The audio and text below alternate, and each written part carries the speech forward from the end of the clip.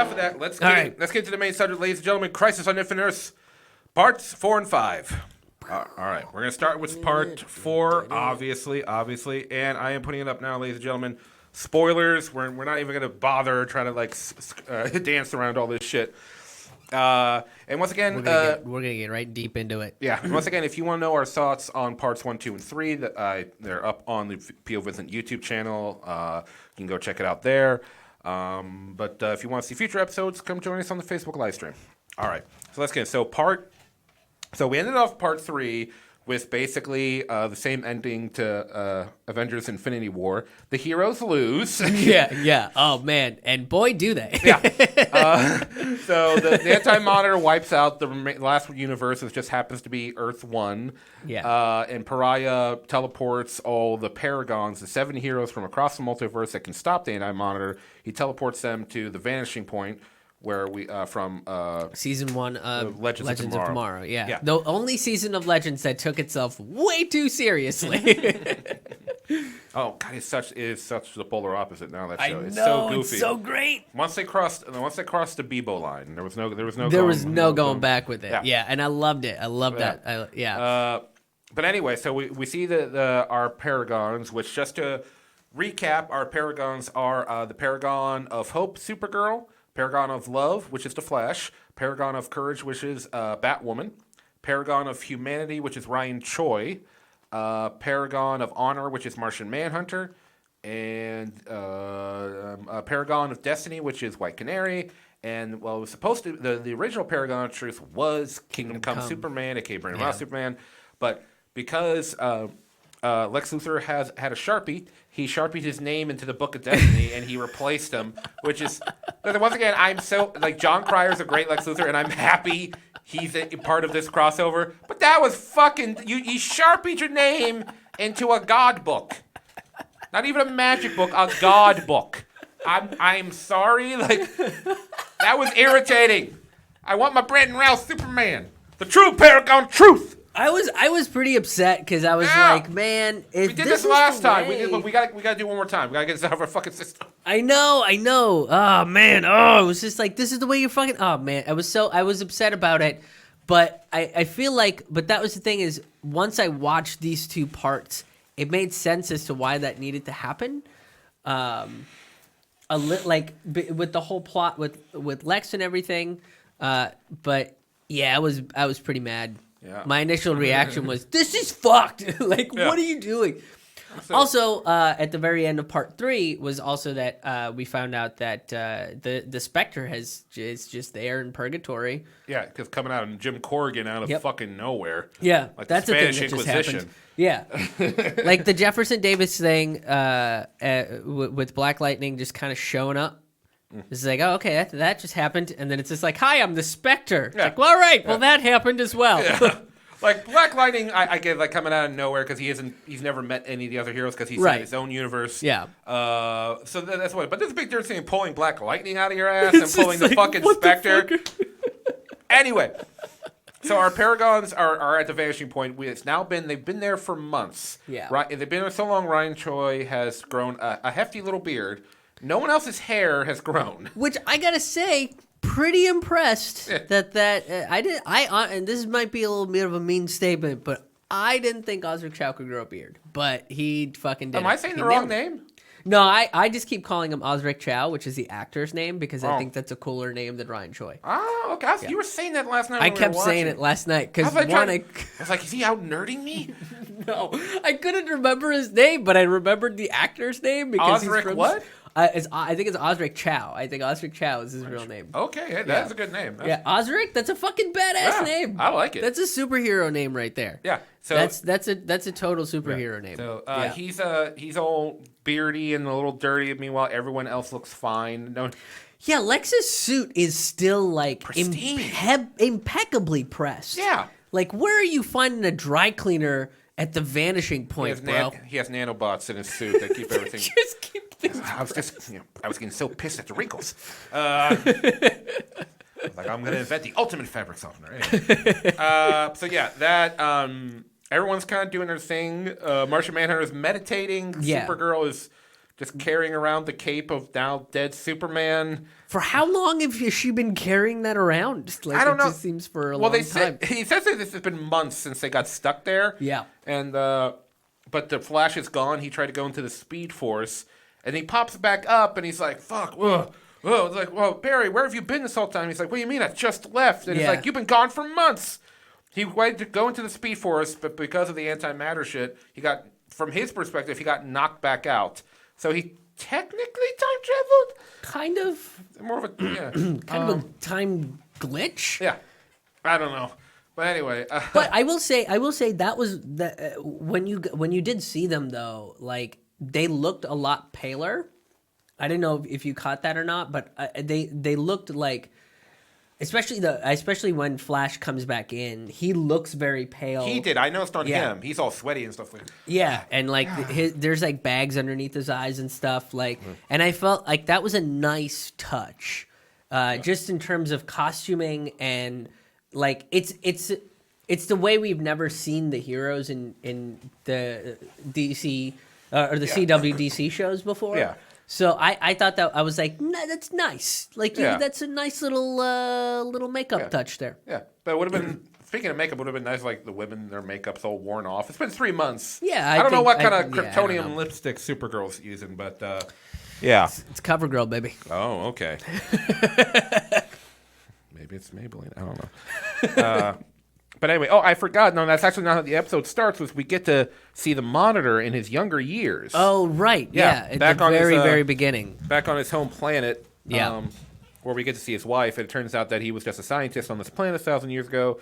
He invented a time machine, and for some reason, the first place he wanted to go was the beginning of time. Dawn of Time. Dawn of Time. Yeah. But he inadvertently ended up in the anti-universe where he met his opposite. He went through he was at the temporal zone, Yeah. and when his presence in the temporal zone, he's not supposed to be there. Right.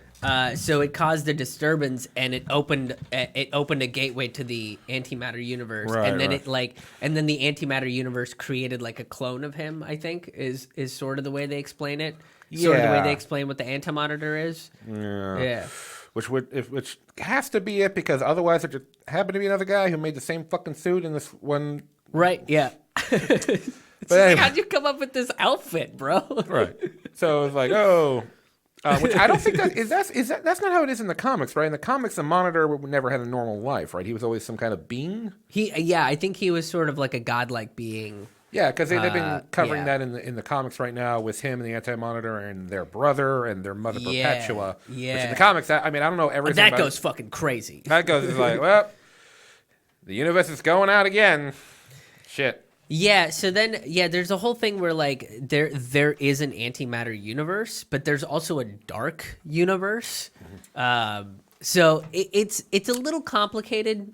I feel like in the comic books right now is Well, that's the thing about the comic books. Like, they've been going on for decades now, so there's so much lore. Yeah. And there's so much, like, science and magic that's, like, it's like, so, like, no wonder they just, like, fuck, just what do we keep- do? they're just reboot like, it. reboot. Hit the reboot button. Can we borrow cable? Stan Lee, can we borrow cable? Did Jeff Johns figure out what to do? No? Hit the Yes. reboot button. Boom. What we're going to do is like, what? Where's Jeff? Jeff's on vacation? Fuck! He's taking a shit. Fuck. Oh, Forget shit. it. Reboot button. Just collapse the universe. Collapse the universe. Anyway. We have fun. Anyway, so back to the show. So the Paragons, they're shit out of luck. They can't get out of there. And then that's when we see Oliver. Yeah, as in his Spectre form, and he Yes. addresses them, and they're like, "You're what? You're a Spectre?" Yeah. Which once again, I would like to point out that the whole Spectre thing in Part 3 came out of nowhere. Just and kind of happened. Jim Corgan should have been set up in some way. You know what they should have done? They should have just like fucked the whole like Sarah, Mia, and the gang. They're There's Always Sunny in Philadelphia episode. Mia, Sarah, and the gang bring back Oliver from the dead. Just skip the whole Lazarus Pit thing and use that time to set up the Spectre. I think that would have been a lot more efficient, but I feel like they needed to give Mia more screen time to give her like credence to get her own show. Does Yeah. that make sense? Like, I Yeah, kind of because felt the like next- that's all they were doing is they were using that to be like, oh, look, she's also kind of capable of doing things by herself. Maybe I don't know. Guess so. I don't know. I mean, she has gotten better. Like, I hated her when they premiered Mia. Like, I was like, oh my god, this character is just so. She was a little flat. Yeah, she's gotten better Yeah. in the previous season of Arrow. In fact, the current season of Arrow still has 2 more episodes, and the next episode is going to be setting up her show. It's literally Oh, gonna, does it? yeah, I've seen the preview for it. It's literally just going to be Mia and the two and our 2 Black Canaries. It's I get for some reason I guess this is going to be the pilot for it. Anyway, Okay, sure. But anyway, Fine. so Oliver shows up and he says like, you know, Barry's like, I gotta get in the Speed Force, and Oliver's, yeah, you do. That's we need to get you in the Speed Force. That's the only shot we have of getting you guys out of here and tracking down the Anti-Monitor and fixing all this shit. But he does it in like a really fucking auto-tuned voice. That Yeah. was really annoying throughout this whole That was thing. this was bothering the hell out of you and our buddy Zach Funk. Yeah, I did not. They did. They put these vocal distortions. Yeah. Right. I mean, they've always had vocal distortions on people's voices to a certain degree in pretty much every single show in the Arrowverse. But like they were just like, hey, what if we did it like 10 times more than we've ever done it before? Like, you think that's gonna be like? It was just. It was fucking terrible. Like, I had a really hard time understanding what he was saying at certain points. Here's what I was saying. In the comics, do they write the dialogue in a way that makes it look like the Spectre has some big booming or, you know, dark, deep voice? I don't know. Maybe they put like a green glow around it, so you kind of. I don't know. Yeah, but even then, it's like it doesn't matter. Like, you could have just done the same vocal distortion that you gave Oliver in the very first season of that show. Yeah. When he was using that little modulator to Yeah, distort that his could have been voice. like, you know, oh, it just turned out to be like his voice. By the way, you know what would have been really funny? And maybe they said this in the dialogue and I missed it in the show. Yeah. They've had moments in the crossovers where Oliver's had little moments of insecurity because, like, you know, everyone's got superpowers but him. Yeah. Like in Crisis on Earth X, like, you know, Barry and Kara show up to this site, and then like 10 seconds later, Oliver zooms in on his motorcycle. He gets off. It's like, just a reminder, super speed. I don't have it. He should have had this moment like it just is like some sparkles. Like, now I got magic or something. I could do some I would have liked. shit. Yeah, I would have liked to. Yeah, it would have been cool to see a little bit of like more of the Spectre ability. Like, Yeah, because like Yeah. if you're not familiar with the Spectre at all, then you're like, okay, what can he do? Because it's like it's one of those things where it's like it seems like there's not much he can't. But anyway, so he's God's vengeance. yeah, so which they didn't say that. I don't think they said God. They never really. They don't want to get mentioned it. religious. Yeah. I'm not surprised. Anyway, Yeah, but that's what the excuse me. Spectre is a representation of in the comic books, is that he's God's vengeance. Yeah. He's always kind of pissed off, and he's always kind of wants to kill shit. yeah, Like, that's his thing. coming for you, motherfuckers. Yeah, it's just fuck. It's like Death Wish if Death Wish had like magic powers, like godlike magic powers. Anyway, so Barry needs to get everybody into the Speed Force, but he can't because the antimatter wave is blocking him. Even though at this point Barry is the fastest he's ever been in the show, I think Yeah. they've established he's the fastest of all the Flashes in the multiverse. He can't get through it. So Oliver gives him a power boost with his Spectre powers by giving him a little boop on the forehead. Boop, Little boop, boop. He like just touches him, Just like just like Jesus. Remember that time Jesus gave the Flash a power boost? Remember that? Just like that. everybody remembers. Run, my son. It's Run. yeah. Matthew 8:4. So Barry takes everybody into the Speed Force, all the Paragons and Oliver, aka Spectre now, and they're in the Speed Force, but something happened. I guess he didn't boost him. The Anti-Monitor. He jumps attacked. into the yeah. like ah! Yeah, he kind of just scares them for a second. just jumps in out of Like, nowhere. what the fuck? So they all get separated into the Speed Force, and Barry and because it's, as we've seen before, whenever Barry enters the Speed Force, when you're in the Speed Force, it recreates moments from your life, or at least recreates places and people you're familiar with. Well, have they didn't I don't know if this is from if they explained it the same way, but it's basically just like it's like a stream of energy through space and time. So it's like connected to every moment and everything. Yeah, it's right? it's Like it's a dimension of it's a dimension outside of our normal universe that contains if I remember the actual wording, all the kinetic energy from our universe or any of the multiverses Yeah. comes from the Speed Force. That's Okay. really the kinetic. Yeah, that's Yeah, how they explain and it exists out Yeah. of normal space and time, which explains like if they ever decide to reveal that, like in the comics, Barry actually created the Speed Force, then it'd be outside of Yeah. normal space and time because Yeah. that means it was created at this point in history, but it's spread out through the past future. Anyway, so they get separated. Barry is in the moment from season 2 of Arrow where we introduced his character, Yep. and he meets Yeah. Oliver, and Oliver tells him like a piece of him, as the Spectre tells him, Barry, we're in the Speed Force. We got separated by the Anti-Monitor. He tells him we're bonded by our memories. The memories formed our bonds. So you have to like think where in your memories where would everybody else be? Some of them make sense. Some of them don't. Yeah.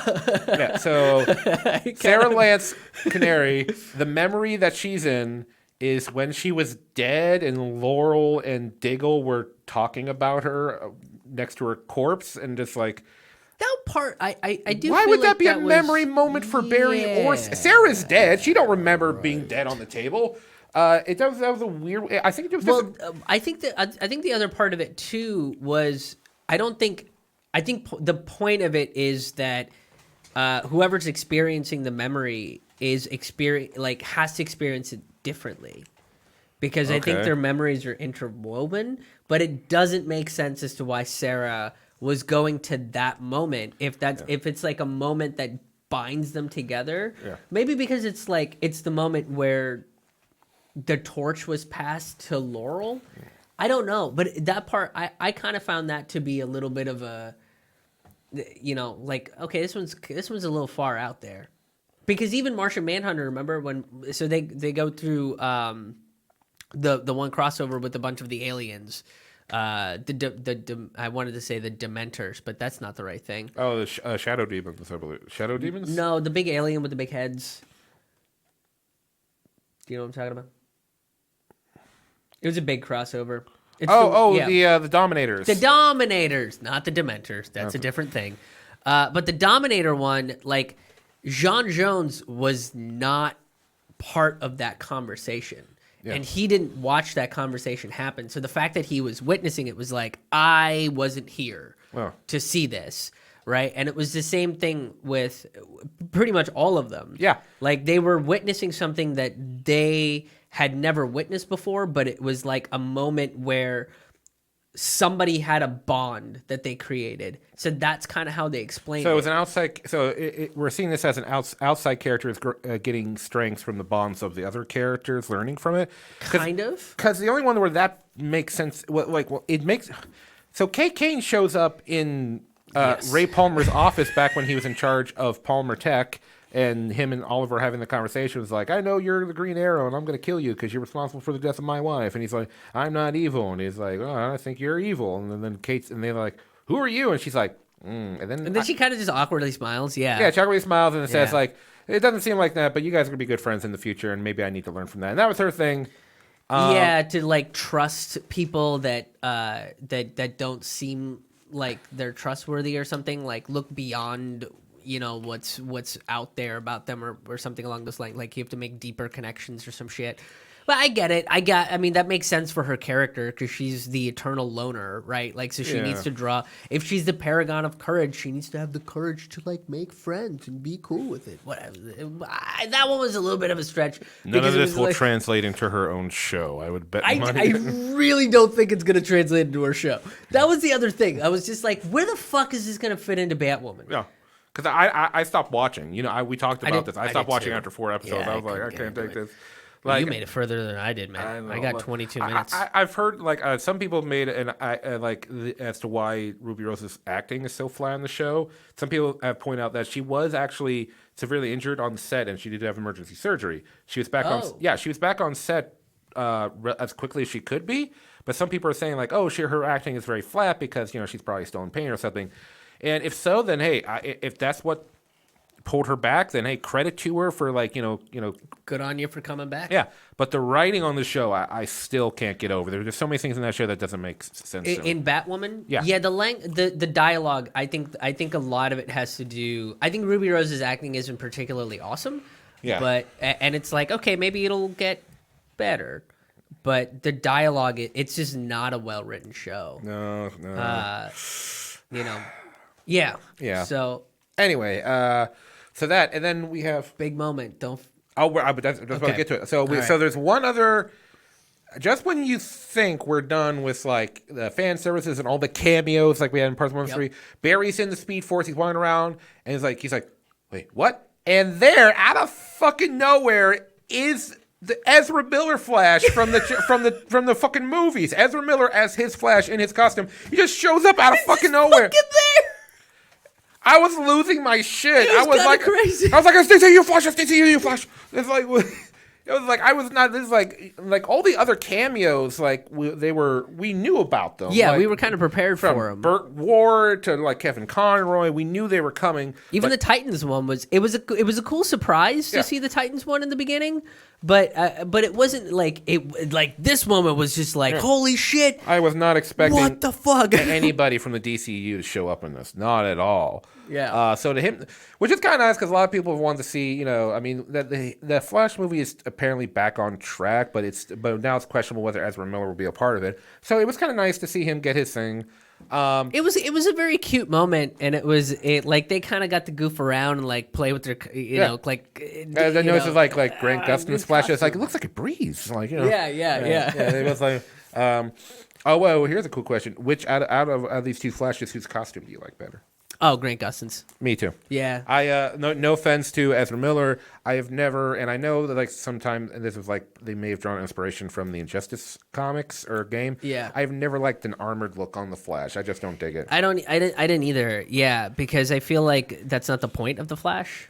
Yeah, he's not like yeah. he's not like a battle warrior. Yeah, you can tell me that they're actually the same heat panels from the space shuttle or whatever. It's like okay, I understand you need Sure. to make his suit it's like, but after a while you don't need to make that excuse because after he reaches a certain point when he's mastered his powers, the Speed Force creates a field around him to protect him from that kind of shit. They've even pointed this out in the show. Because in Yeah. the first season, Barry Yeah. would run in his normal clothes and they would catch fire, but that doesn't happen anymore because The Speed Force is protecting him. it's protecting him. He's reached a certain level where now there's a protective field around him, which explains a lot of times when someone, by chance, he trips on something or somebody actually hits him when he's going super speed and he slams into a wall and doesn't fucking die. It's because that the combination evaporate. yeah.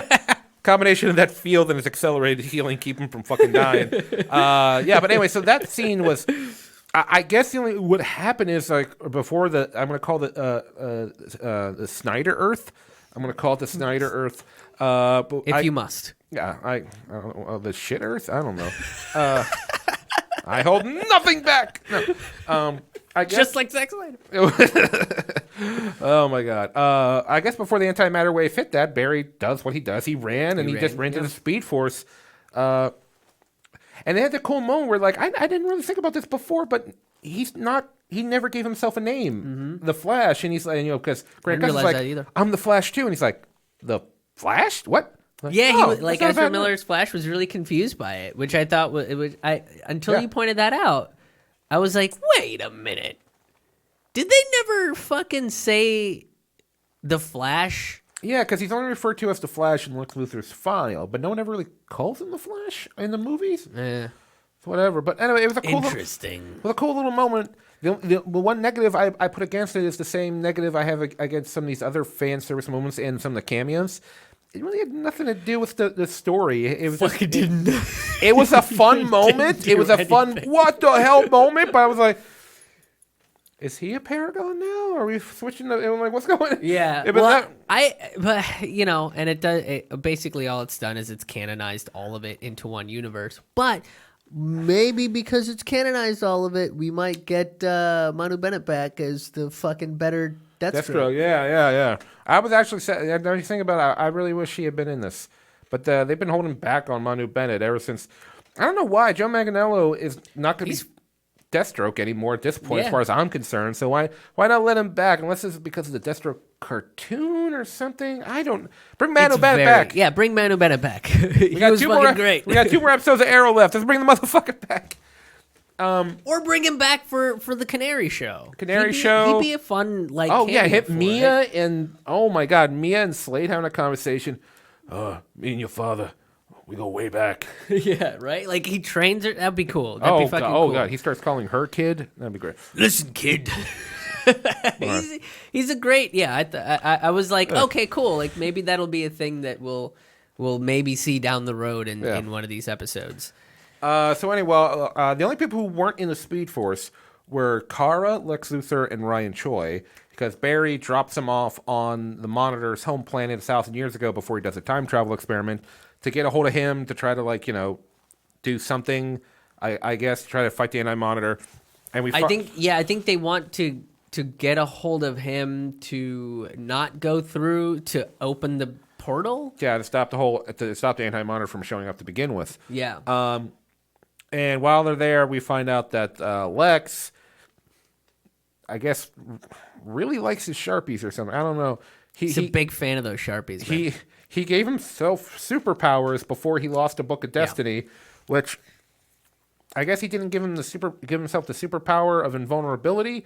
Because remember, he got knocked out by was a desk lamp or a trophy or something. Lois just like knock. Yeah, cracked him over the head. He has the power to shoot beams out of his hands. And I'm guessing super strengths too, because he fights with Supergirl a little bit later in the episode. Because he gets to the Monitor first and tries to convince the Monitor not to go in. Yeah, not to go in. He's like, let me do it, because he wants to become the Monitor himself. He wants to gain those cosmic powers.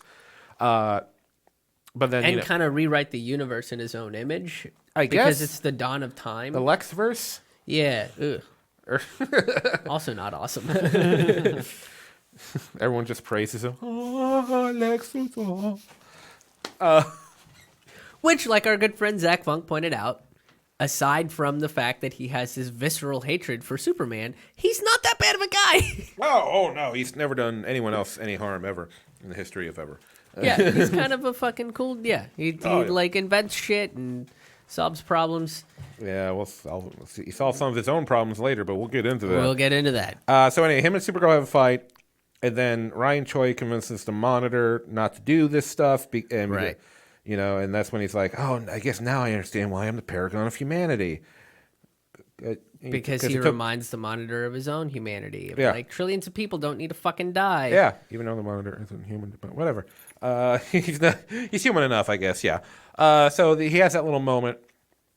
And it's a nice moment. So the next thing we know, Barry shows up with the rest of the Paragons, and then they use the machine or whatever, and they go back. They go to the dawn. Not to the dawn. They go to the anti-universe. Yeah. To confront the anti-Monitor. Oliver's there. All the Paragons start to take on the Shadow Demons. Even Ryan Choi, who's just like smacking.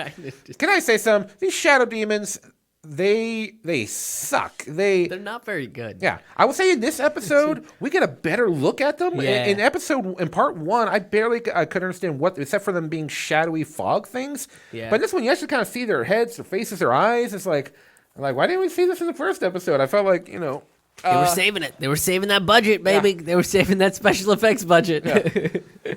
So every dime matters. So everyone's fighting the demons, and then Oliver and the Anti-Monitor have a little talk. He's like, only I will live forever. And Oliver's like, we'll see about that. And then finally, Oliver, as the Spectre, battles Anti-Monitor, and they go flying off. They knock each other out of the air. They go down. Anti-Monitor shoots an anti-matter beam at him. Which Oliver kind of looks like a weird Kamehameha way. Yeah. Mine's red. Oliver puts up like some kind of like force field or something, and when that doesn't work, all of a sudden they grip arms. And of course, I knew he was going to say this. I knew he was going to say it too. I was waiting for it. You have failed this universe. Oh, it was just like, yes, it's so stupid, but also if you didn't say it, I'd be so mad. There's no way he wasn't going to say it. I think Funk sighed. I think he was like, oh. Yeah, Funk was. Our buddy was like, oh. But I was like, yeah, it's dumb, but it's also like, what do you like? Are you expecting him on his very last episode to not fucking say that? Like, of course he's gonna fucking. I really wish that it wasn't really in the script, and Stephen Amell was just like, I'm gonna fucking do it. Why not? I'm gonna do it, and they're like, please, and he's like, no, I'm gonna do it, and he And people does like, it. Steven, you can't do it. And then he just opens his shirt and reveals how, like, I'm still ripped, man. Don't fuck. I'm Stephen Amell. Remember that time I was on American Ninja Warrior for charity? I did No. way better. Oh, he did it. No shit, really? Yeah, Did he make it all the way in? He did. Well, they had the entire course out, right? Because they usually have it in 3 sections. He did the entire first section, which the entire first section is hard in and of itself. And he got a little bit in. He did like the first part of the second section, but then he did. But the last thing he did, the salmon bar. He did the salmon bar, and then he moved on to this other thing, and that's Hell what yeah. got him. But he did really well. Stephen, like, it's not just for show. Stephen Amell really is in fantastic shape. Yeah, And he was great. Yeah. He's a cool dude. He's a cool dude. He is. But anyway, him and the Anti-Monitor are gripping. They're like, their energies are swirling around each other. And all the parademons are like, not the parademons, sorry, the shadow demons. Shadow are gone. demons, yeah. Darkseid showed up out of nowhere. Ha ha! No. It's like, it's been me the whole time. Yeah. I am the crisis now. Yeah, he would have said that. But anyway, so the Paragon's like, what do we do? Like, Oliver like said we would know what to do. And Oliver is now shooting a sky beam out of his face into the sky because it's the Arrowverse. There has to be a fucking sky beam. But it was interesting because it did look like he was using the Anti-Monitor as a battery source. Yeah, kind of. Yeah, it did look like that. Yeah. Which was an interesting thing to see. But so the Paragons are like, what do we do? And they look to Lex, who's now the Paragon of Truth, and he pulls out his like the little page of the Book of Destiny that he ripped out. Which, by the way, Book of Destiny, I mean, I get it's paper, but it's cosmic paper. You can just rip it out. Yeah, I'm not very impressed with this book. I'm being nitpicky here. I'm just not impressed with this book. So he realizes for the lack of like, what can the Paragons do to help? Because he's as a Spectre, he's trying to like. They're like trying to reforge the universes, the multiverse, and you know they're like Oliver's doing his thing, Yeah. but they're like, what are we supposed to do? And Lex, for lack of a better term, is, we gotta point ourselves at them and do the Care Bear stare.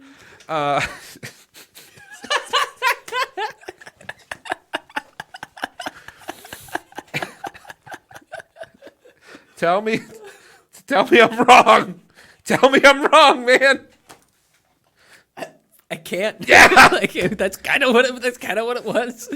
Destiny Bear, Hope Bear, Love Bear. Yeah, they were just like, ah! Honor Bear, Humanity Bear, Truth Bear, Courage Bear. That's what they do. They need to focus their Paragon virtues Yeah. at Oliver, and then there's a huge explosion. The Anti-Monitor is seemingly gone, dead, whatever. Oliver's now lying down in a ditch. His Spectre powers seem to be gone, but he pulled it off. It seems like he pulled it off, or like he reforged the universe. And then the episode kind of ends, and Oliver. I think I like Oliver. Oliver gave a little soliloquy at the end, specifically to Barry and Sarah. Like nobody else was really there. Yeah, it was just the two of them. And it was, I felt like that was a really nice moment and a really nice way to like say goodbye to that character, because he got to talk to two of the people that I think he was like closest with and really saw as like could carry the torch, the true torch of what the Arrow was. Yeah. And I thought what was kind of cool about it is it's also like they're handing the torch of the Arrowverse over to Flash and the Legends to kind of be like the anchors of the universe going forward, which I thought was kind of cool. It was a very nice send off. Speaking of, I remember a while back, some of the fans were saying that after Arrow ends, they should change the name of it from the Arrowverse to the Flashverse. To which Grant Gustin made a reply. I want to say his Instagram. He made a reply saying, "Hey guys, thank you so much, but the Arrowverse would not be what it is without Steven, and I don't want to change that. He's been great, so we're going to keep it the Arrowverse." That's a classy move. It is, It's a classy move, Grant Gustin. Yeah, especially since Stephen Amell stood up for Grant Gustin when he first became the Flash. Do you remember because he wasn't he like a Glee kid, like a sing-along he was on kid? Glee, but it wasn't because of that. It was because they announced the Flash show because like Grant Gustin was on season 2 of Arrow for his like introductory episode. And then shortly after the Flash show was greenlit and it was going to get started, they announced Ezra Miller as the movie Flash. And some people were like, why did you announce this now? Grant is just getting started.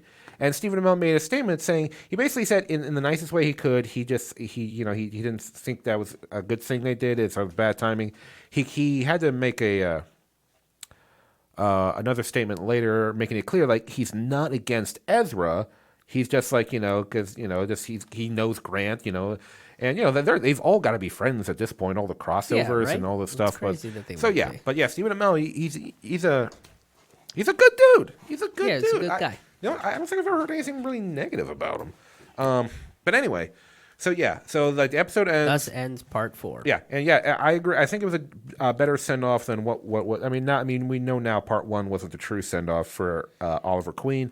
This one was handled much more nicely. I think it was like just, and it ended with us actually seeing him, going out fighting, battling, giving his all, and being at peace with like everything that's happened in his life and the sacrifice that he's made. Now, this is the only question I have: is at the end of season 7 of Arrow, Felicity goes to see him. Yeah, in the future, in the old future, I guess, because now, with the monitor takes her through a portal, and she's like, "I'm ready to see Oliver." Yeah, is it different now? I wonder if he's not really dead, or he is, but his piece is being back in purgatory and kind of like living like a more peaceful life in purgatory. Like, it's not Lee and you, but maybe it's. It wouldn't be purgatory at that point. If maybe. You know what I'm talking about? You know what I'm saying, but then that means that the monitor could take I don't know. Here's the thing: we're gonna have to wait to see what happens. Like I said, in the final 2 episodes. Final 2 episodes, because they're not gonna have the final 2 episodes without him. Because like I said, in the next episode of Arrow, coming up like in a few weeks, they're setting up Green Arrow and the Canaries, a spinoff with Mia as the new Green Arrow. Right. And Laurel and Dinah as the Canaries. I wish they would have gone with Black Star. I wish they would have kept her as Black Star, just to give her own fucking identity. Yeah, that isn't. Yeah. Plus, it just feels a little weird that we're ending Arrow and we're already beginning with a new Arrow right off the bat. Right. Yeah. I wish she would have gone with that. It's also like I think cooler name. Yeah. Black Star. Black Star. It's like that. It strikes fear. In my family, we like colors and pointy things, hence our names. Black Star, Green Arrow. Does it have points? Can we add a color to it? That's the Queen way. I'm Blue Cone. Is that going to be her brother's name? Mom got Overwatch and I'm Blue Cone? What does that even mean? Cone, yeah. Is that a reference to me being gay? What is that? Don't get it. I feel bad for William because he was set up. He's doing okay. He's good. He's giving it his best shot. Yeah. But anywho, so that was it for part 4. That was it for part 4. Very nice ending. Yeah. Now, hey everybody, hope you enjoyed that clip. If you want to see a full episode, I live stream over on Facebook, and of course, don't forget to click subscribe and check out some more videos.